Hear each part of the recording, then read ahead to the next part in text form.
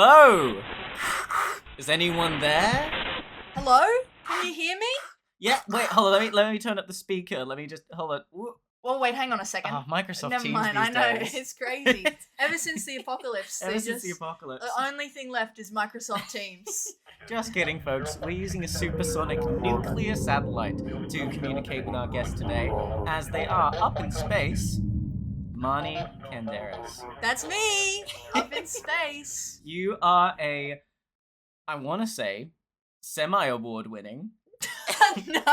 astrophysics journalist, Mhm. deeply integrated into the Australian space community. I wouldn't say award winning, unless the award is like a gold star for good work. But I would like to say that I have done some things in my lifetime, and I would say I'm a part of the Australian space community. And you're also a lightbox operator for a university theatre community group. I am, yes. I do lights, I do sound. I love lights though. I love the shapes and colours. Wow, you're obviously in a space shuttle. I'm here Yeah. on Earth. Yeah. You know, the air quality's really, really bad at this point. Yeah. What's sort of the seating situation in your space shuttle? Well, I actually can't sit down. So, Oh. because there's, I'm there's no- experiencing weightlessness. Yeah. There's no gravity at the Yeah. moment. So I'm sort of just floating around. But my air is very nice because we recycle everything, So I am basically living up here better than anyone else down on Earth. It truly, I mean, my memory of the sky being blue is now fading, and it's all been, my childhood memories have been replaced with that incandescent orange glow. But Yeah. to begin, according to some sources, the first sci-fi piece of literature to even suggest the idea of leaving our home planet was written almost 400 years ago by Johannes Kepler in his Latin novel Somnium. For those of you who aren't Latin heads, that means the dream. Now, it was written in 1608. The story depicts a little Icelandic boy using magic to travel to the moon. Only 361 years later, and in our real world, an American's foot touches lunar soil. 2, 1, 0. All engine running. It's one small step for man, one giant leap for mankind. Time and time again, artists have used sci-fi to fuel and dissect humanity's dream of interstellar travel. In the 1920s, this looked like flying cars and maid robots. In the 1960s, ideas got a little bigger, with Star Trek dissecting how future interstellar coalitions would work and handle planetary unification. Close to the 1980s, and space became terrifying, with the first Alien movie being released. In the 21st century, Doctor Who, Black Mirror, and WALL-E depict space travel as a commercial enterprise full of ads. Marnie, how have you seen the reputation of space change in media across time, and how do you think media affects real-world research? That is such a good question. Bit long-winded. It is a bit long-winded, but first I want to say it's interesting you mentioned Johannes Kepler, because the Kepler Space Telescope was the first telescope that ever really got me really interested in space exploration. I watched like a Really? documentary when I was like 5 on my mum's laptop on YouTube. And it was like 2 hours long, and I used to watch it at least once a week. And it was all about how the Kepler Space Telescope found exoplanets in different solar systems. So it was very interesting. And that was a piece of art. That was sci-fi, was saying, oh, if life was on this planet, what might it look like? So different things And like what that. did it look like? It was the planet that I'm thinking of right now was like a lava world. It was really, really hot. So they said, oh, it's too hot on the surface. Maybe they live in the clouds. Things like that. Oh, like on a gas giant, like Saturn? Yeah, similar. So I think I have a friend, her name's Keridwen Dovey, and she is a space anthropologist. So she looks at how different cultures look at space over time, and I think she's so cool. Her most recent work is about how artists are involved in the creation of exoplanet images, and I think that sci-fi has always been used to influence space interest. When we look at this was in one of my papers that I wrote about space communication to different populations. Sci-fi is the number one thing that makes people interested in science. Because Really? Not the actual technology itself, No. but the dream that the technology sells. Like Star Wars? absolutely, Star Wars is credited as one of the most influential space exploration things. And so in the rating of government agencies in the United States, NASA is number one. Everyone loves NASA. NASA's the best, and everyone loves Star Wars. Oh, and Star Wars is an American film. Yes. Yes. So when we see sci-fi movies, books, things like that come out, a few years or maybe a decade later, we see this surge in people going into those areas. It's really interesting. So I think art inspires people, and then science inspires art. My mind is going to a dark place with this. I'm now thinking that sci-fi, not just space travel, does inspire technology, namely the Squid Games, inspiring the Beast Games, in Mhm. which, in real life, a bunch of poor people struggling to survive get, like, set on each other's throats to kind of survive. I mean, it reminds me of that old Tumblr post, the book Don't Invent the Torment Nexus, Yeah. where people keep on inventing the Yeah. Torment Nexus.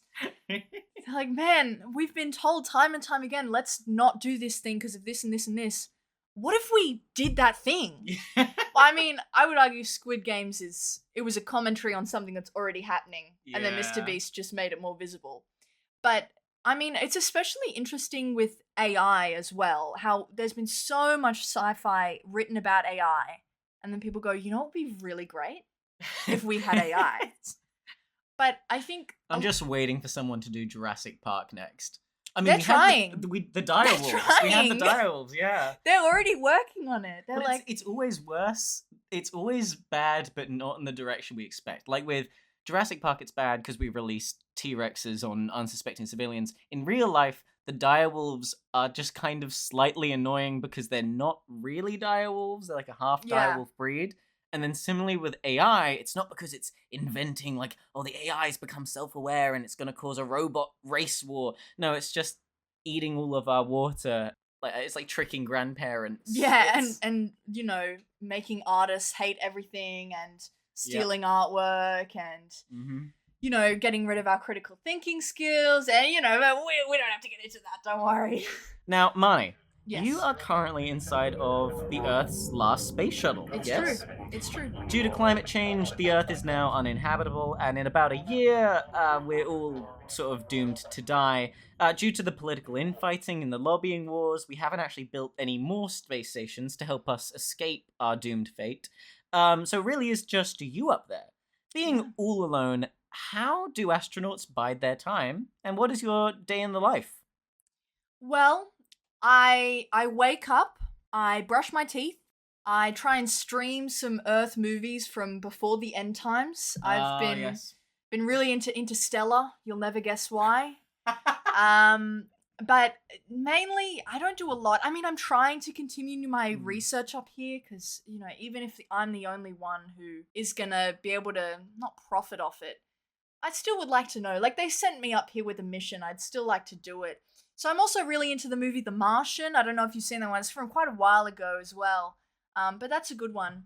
But to tell you the truth, even if we had space shuttles to go to another planet, it wouldn't matter. No? I was reading a paper recently. It came out well before the end times, you know. It was a mathematical breakdown of the Copernican limits on intelligent life in the Milky Way. It was saying mathematically how many intelligent life species are there just in the Milky Way. And they said, at the least in the most extreme cases, about 14. 14. Is this 14. related at all to the Fermi paradox? Like one of the reasons why aliens haven't contacted us yet? It is. So they say intelligent life, this is, remember.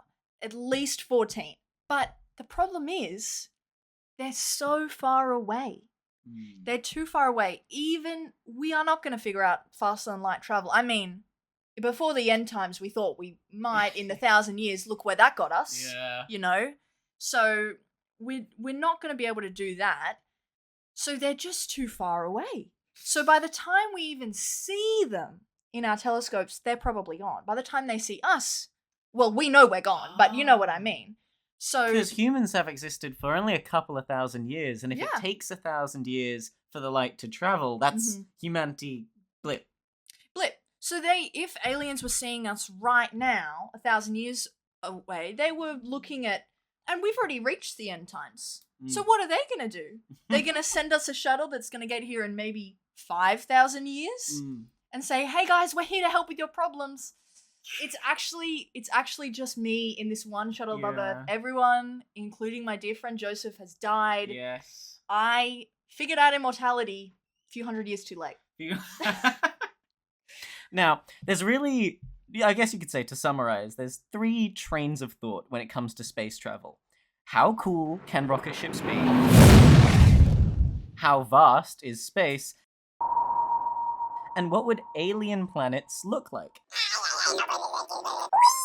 Can you give us a fun fact on each, such as, well, how space stations maintain false gravity? What's going on with the Boots Void? You know about the Boots Void? Of course I know about the Boots Love Void. the I'm an Boots Void. astrophysicist. Don't piss me off. And would plants be green on planets with different atmospheres? What has been on your mind?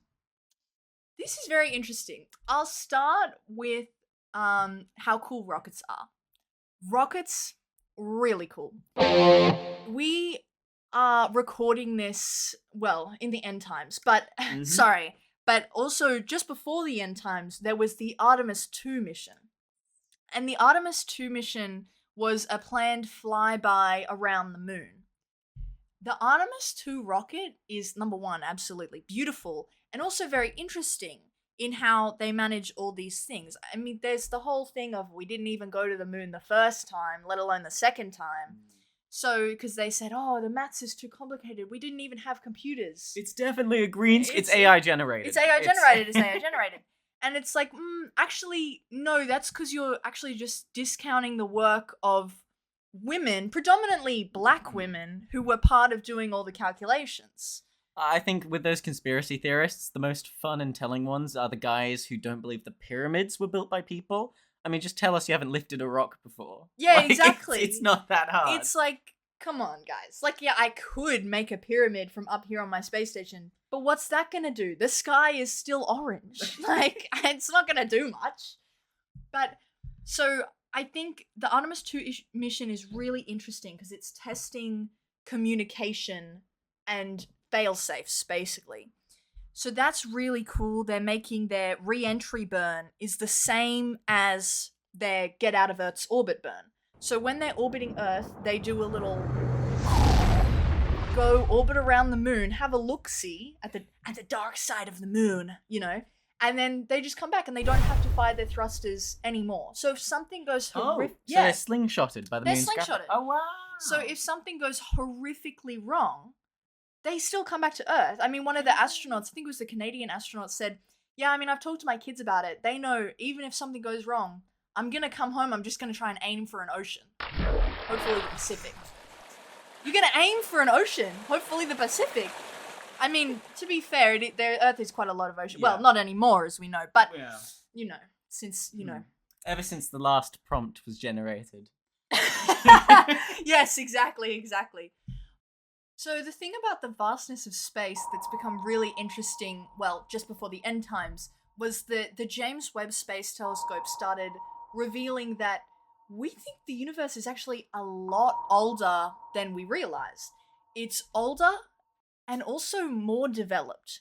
So we're looking, the James Webb Space Telescope... Don't we currently think it's 4 billion years old? So close. 14 billion. So, okay. Yeah. Missed it just by a bit. Just by a tiny bit. Oh, just by Earth a tiny is 4 billion. Basically, because the James Webb Space Telescope uses infrared light, it can see basically into the past. So it's looking into the past, and as we're looking into the past, we're seeing things further away. That's how we look into the past.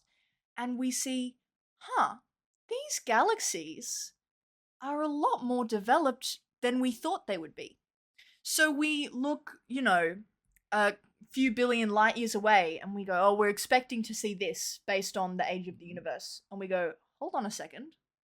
This is really strange. So they think, oh, maybe the universe is older than we think, or there's different bits doing different times.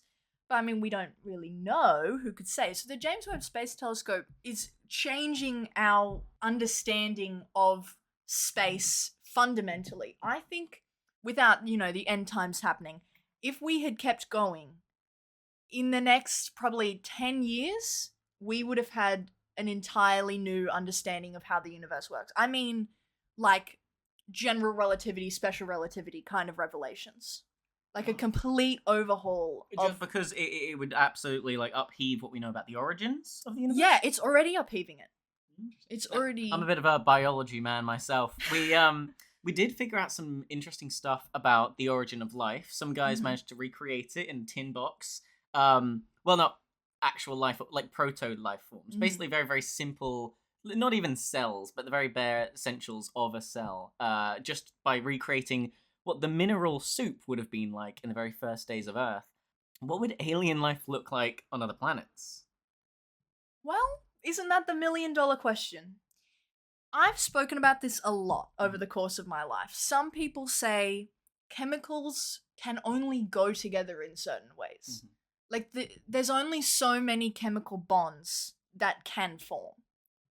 I say, it's space! We'll do whatever the hell we want! I don't care! So I should say I'm a traditionalist. I think, the big bonds is carbon, right? Carbon bonds with everything. We're carbon-based life forms, so is everything else on Earth. And I'm also a big fan of a little lady named Convergent Evolution. What a mistress, what a minx. Convergent Evolution basically sort of summarizes to, there's really only one way to build a car. 4 wheels, engine, and because of this, all things, no matter how genetically diverse they are, will structurally look similar. So I'm putting my money on Star Trek, where all of the aliens are just different colored people with Welsh accents. They would all be Welsh? All Welsh. The Welsh thing's really personal taste. Okay. Being a fan of Star Trek, Doctor Who. But the fact that they'd look like us, and the fact that they'd be carbon-based is, because I'm going off, traditional science like an old man. But you really think on planets where the conditions are drastically different, even something as fundamental as elements might work and behave differently? Well, I don't think the elements would behave differently. I just think there's so much more than we realize. We only know life in Earth conditions. Sample size of 1. Sample size of 1. I mean, there was the thing on Mars, sometime before the end times, where they thought, ooh, this could be a sign of life. That's all they say. They say signs of life, and everyone goes, oh my gosh, and you go, so close. It was little spots on a rock at the bottom of a riverbed, and we only know that happens because of a life form. So we're like, oh, maybe this is a thing. But I mean, there's also a thing about, I think it's silicon-based life. Yes. They go, instead of carbon, we can do silicon.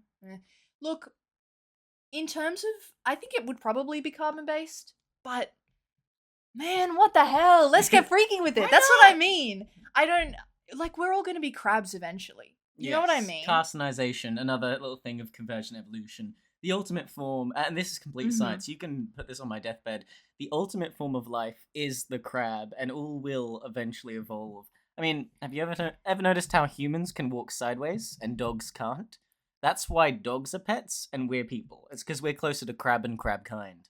Well, that's something I've noticed being in the space shuttle, watching everyone. People only walk sideways nowadays. I'm a bit different because I'm floating all the time. I don't know if you've noticed. Do you find walking sideways easier nowadays? Yes, because of the macroplastics in all food now, mankind has developed a form of tunnel vision. Yeah. But it's like the opposite. So only the middle of our vision is blurred, which means we can only see to the left or right of us. Now, the hard skin that we've developed is from the radiation, and the antennae is purely cosmetic. Yeah, there was a bit of a trend. Yeah, BB No Money, he came out on with a new hit single, and he had antennae, and that kind of sparked everything. Yet to develop claws? I think we're pretty close. Well, and I say we, I mean you. Because I'm missing a few fingers, so I really do just pinch things now. Oh, really? Yeah. Yeah. So, well, I'm very shielded in my space shuttle. That's something that NASA, took very seriously, was shielding of things. You remember when those astronauts, this was ages ago before the end times, they got stuck in space for months and months. So they've sort of become the guinea pigs of how space affects people. We're really not well. I've heard a few of the symptoms include, because once again, folks, no atmosphere in space. They can shield them on the ships as much as they like, but metal can only do so much. It's true. One, they started to get sort of blind because the radiation would leak into their eyes, similar to like staring at the sun, except they weren't looking at the sun, they had their eyes closed, and yet the sunlight was getting in anyway. Similarly, I heard rumors that their feet, like the soles of their feet, slipped off because they aren't using it. The skin, because your body always wants to conserve and adapt to its environment. If you're not using your feet, hell, you don't need them. Yeah, I mean, well, that's why my spaceship rotates. It uses centrifugal force, which actually isn't a real force. It's actually just called inertia, but in a circle. Don't worry about it. But I have that. So in the middle of my capsule where I am right now, which is where my antenna is, that's how I'm talking to you, I can go down into the little spinny bits, and then I can use my feet, I can walk around. Like a false gravity. It is a false gravity, yes, exactly. So that's very nice, but space is not really a place for people to be for a very long period of time. I mean, look, I don't have a choice, because no offense, I'd rather be up here than down there. Yeah, we just lost France. We thought it would be flooding. No, the whole thing just disintegrated. Now, Marnie, you're 100% sure that you're alone in this space station, right? I mean, of course you are. No one else was sent up with you. There's only one chair in the cockpit, and the rations are specifically to last one person 1 full year. But last night, you swear you heard a knocking outside your airlock. Not just the creak of metal, a knock, knock, knock. You looked on the cameras, but no one was there. You didn't bother radioing any other space stations because it is just you. But the morning after you heard the knocking, when you finally wrestled the courage to leave your sleeping chamber and investigate, you swear you saw a handprint on the window facing Earth. And the handprint came from outside.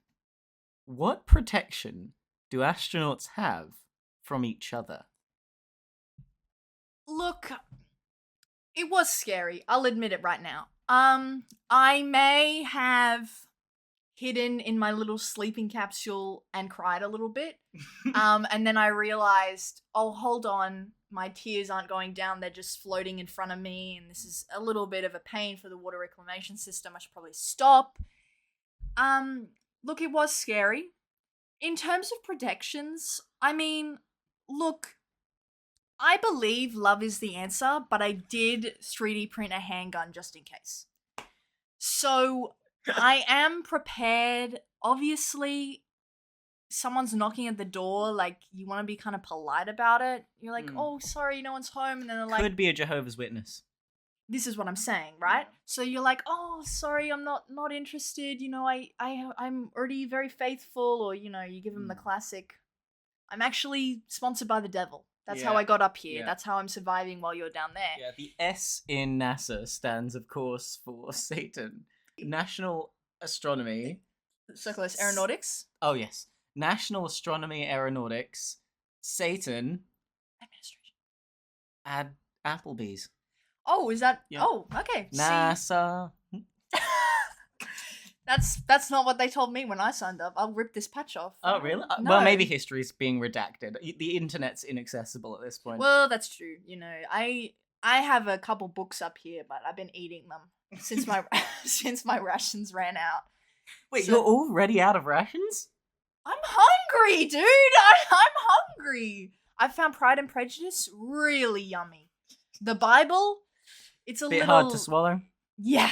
Very hard to swallow. It's a bit tough. But so I would say I've 3D printed a handgun. I'm not letting anyone in my airlock. This is my space station. There's not enough room in this town for the two of us.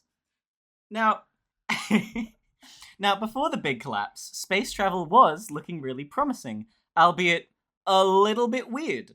Elon Musk was trying to get relationship advice from Kanye West. Ryder Starlink released, to this date, 10,000 satellites around Earth. Butch Wilmore and Sonny Williams were temporarily stranded on the ISS, and there was even talk about Australia becoming the next space power due to political tensions overseas.